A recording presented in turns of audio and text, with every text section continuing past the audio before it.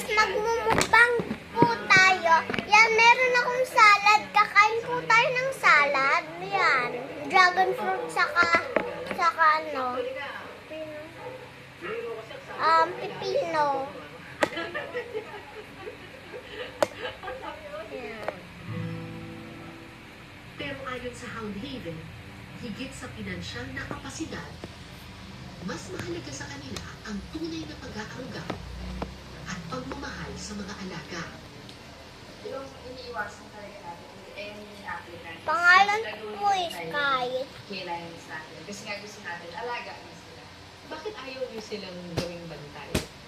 Kasi nga, for the longest time, nagtatalagang na sila. So, at least for the later years, the latter years of their lives, ano na sila, baby na sila ulit. Parang spoiled na sila. Oo, alagaan na.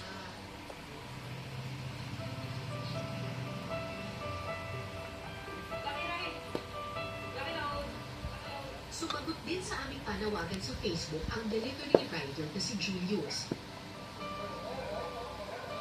Matagal na siyang nag-aalaga ng mga aso at pusang pagala-gala sa kanilang lugar.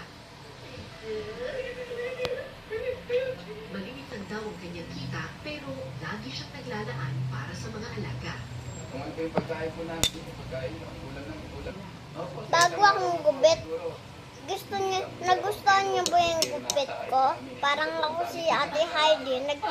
Kilala mo, yun yung nagtitinda sa hardware. Yan, kilala mo na ha? Ito salad, veggie. 3 araw bago magbagong taon, bumiyahe si Julius at ang kanyang asawa Siyempre, patungo naging Hound boat. Haven sa Bulacan. Kuya, kayo po ay nanggaling pa ng Morong Rizal.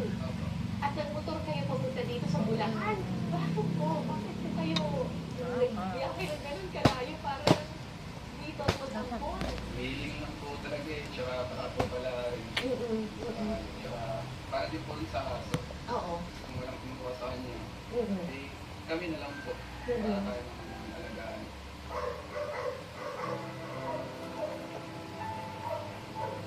Ito ang unang beses na nakakita ng Belgian Malinois si Julius. Sino yung color yung kulay ng dila ko? Nakita ko lang yung paglabas at alam nila Kulay pink ko. may yata yung Kami ano bang Tagalog sa pink? So, nagulat kayo. Kami anong Tagalog? may lahi eh. Yung dila ko kulay rosa.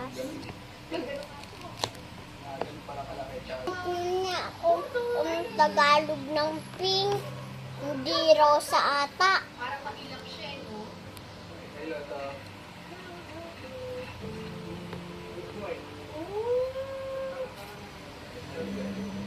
Guys, ubusin ko lang to. Guys, ha. Kami, ubusin ko muna to bago mag-buy.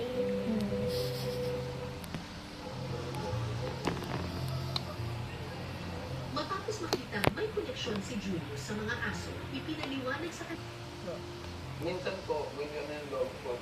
Pero nakasanayan po kasi ng mga aso namin na kung ano yung ano namin. Kunya, kung ano yung ulam namin, ulam din nila. Parang sinasama na rin po namin sa budget. Ganun po. Wait lang, may kukunin lang ako, guys. Ganda-ganda ko, guys.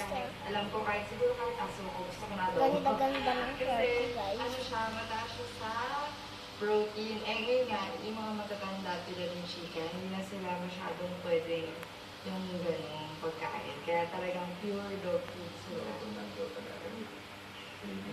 Pagkatapos ng interview, tinanong ko si Julius kung gusto pa rin ba niyang mag-ampon.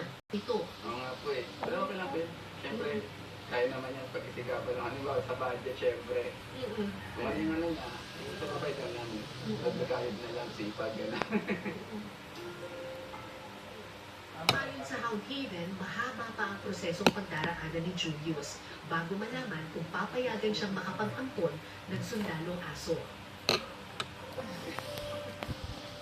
Ano man ang mangyari, ang mahalaga, sana makahanap ng pamilyang magmamahal sa mga naulilang sundalong aso.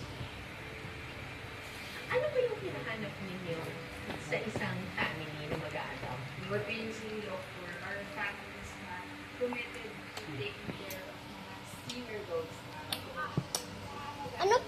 Tagalog sa kulay pink. Comment daw below. Bye guys. Bye. Comment my video. Thank you for watching my video. Subscribe. Sa unang tingin,